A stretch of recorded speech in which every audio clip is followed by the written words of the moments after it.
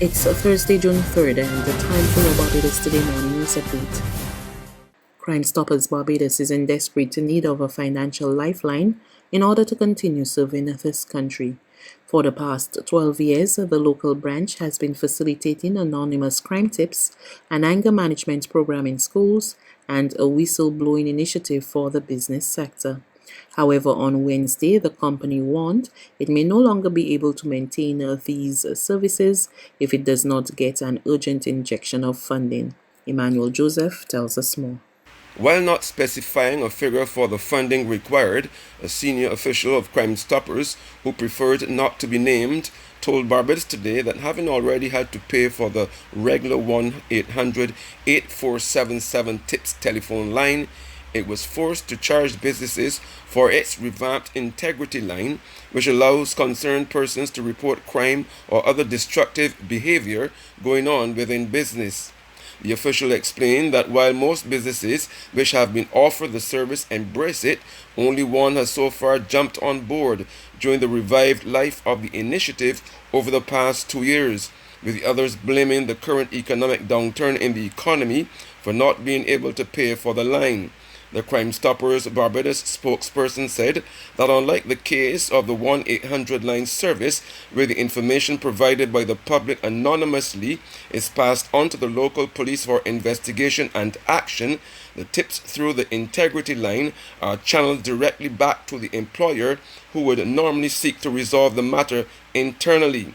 The local entity said it also approached the government to offer the integrity line service, but the story was the same as with the majority of businesses which declined to pay for the line.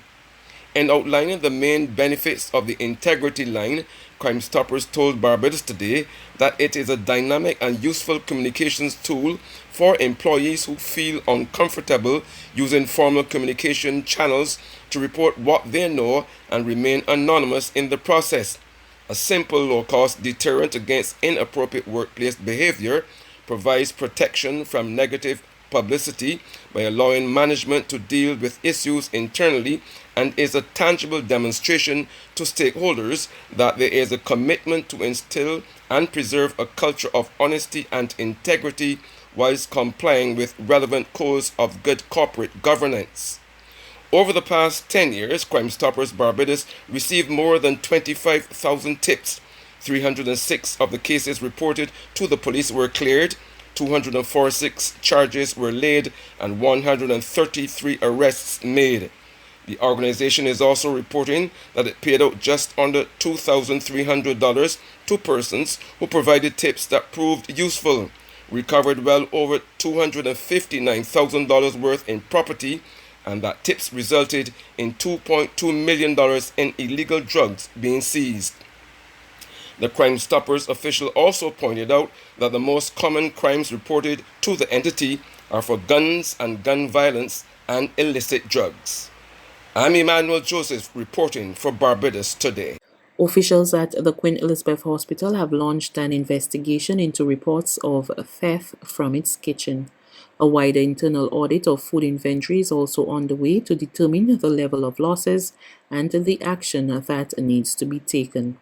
The QEH Executive Chairperson Juliet Bino Sutherland confirmed the reports and said management had a responsibility as stewards of taxpayers' funds to investigate the issue so that the money invested in the hospital is not squandered.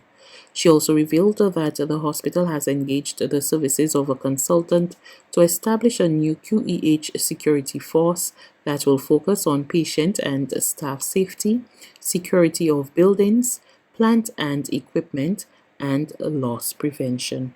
The Barbados National Terminal Company Limited must not become a stranded asset as the country aims to become fossil fuel free by 2030.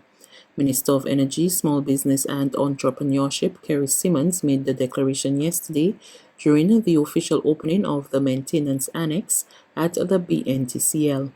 As part of efforts to remain relevant, The company has commissioned a pilot study on the viability of biodiesel, a safer biofuel which can be used to power vehicles.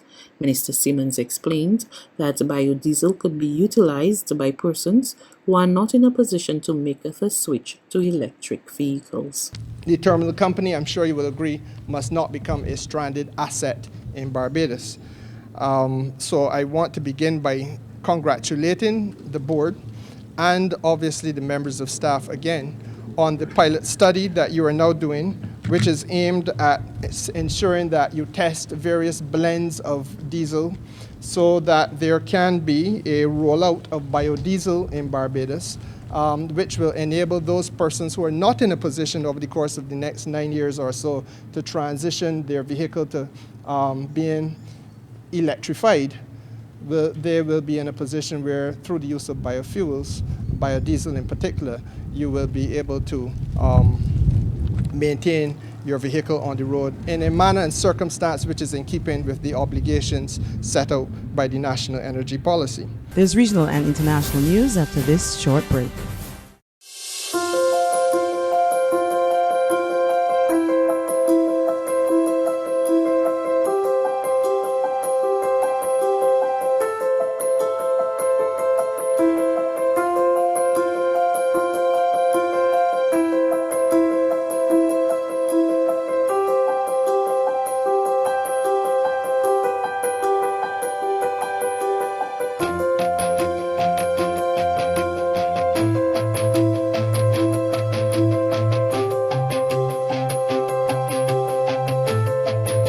Barbados Today, news you can trust.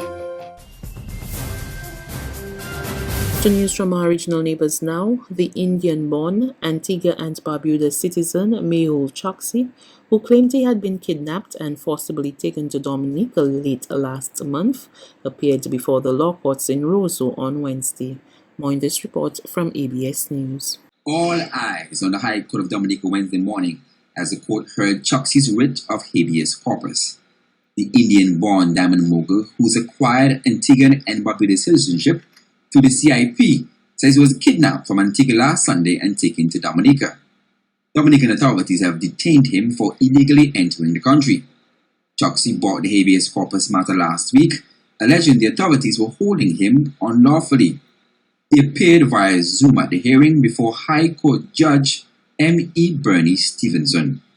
Reports from journalists in Dominica said the respondents asked the judge to dismiss the case, arguing it was improperly filed. But Choksi's lawyers argued the request was unreasonable, as the matter is of great public importance. Government lawyers in Dominica have reportedly said Choksi should be deported directly to his native India instead of Antigua and Barbuda. Indian law enforcers are in Dominica, hoping the court will allow them to repatriate Choksi to his homeland to answer 4 charges. They've reportedly submitted documents to show Choksi did not complete the process to relinquish his Indian citizenship and that he's the subject of an Interpol Red Corner notice. The judge is expected to rule on the habeas corpus matter Thursday. And finally, a new assessment conducted by the International Labour Organization revealed that the labour market crisis created by the COVID-19 pandemic is far from over, and employment growth will be insufficient to make up for the losses suffered until at least 2023. The ILO's World Employment and Social Outlook Trends 2021 projects that the global crisis-induced jobs gap will reach 75 million in 2021 before falling to 23 million in 2022. ILO Director General Guy Ryder says the situation is worrying. There's a lot to worry about because the first thing to say is even on an optimistic scenario, the build back over the next year and a half until the end of 2022 is simply not, on current trends, going to restore the damage done by the pandemic. We'll still fall short by a large number of jobs, 23 million jobs in all likelihood. The second thing to worry about, and it's perhaps even more important, is the unevenness of the impact that the pandemic has had. It's hit the most disadvantaged, the most vulnerable, in countries and between countries. So what we're seeing is that the bounce back in labour markets already apparent in some parts of the world, that's going to be stronger and better in the high-income countries. Why? Because they've got better access to vaccines and therefore are able to open up more quickly, but also because they've got more resources. They're richer countries. So the fiscal space, as we say, to support people and to support enterprises, to stimulate the economy, is that much greater. Whilst for the low-income countries, of course, they're disadvantaged in this regard. So contrary to what we saw, for example, back on the financial crisis, this is a recovery process that runs the risk, unless we take the right action. That's news. But for the very latest, visit us at www.barbadostoday.bb. You can also subscribe to our e-paper, email updates, or like us on Facebook, and sign up for our breaking news alerts via WhatsApp. We're also on Izumi Media in bus terminals, as well as screenplay at supermarkets and gas stations near you. And you can also hear us on Mix 96.9 FM and Capital Media HD 99.3 FM.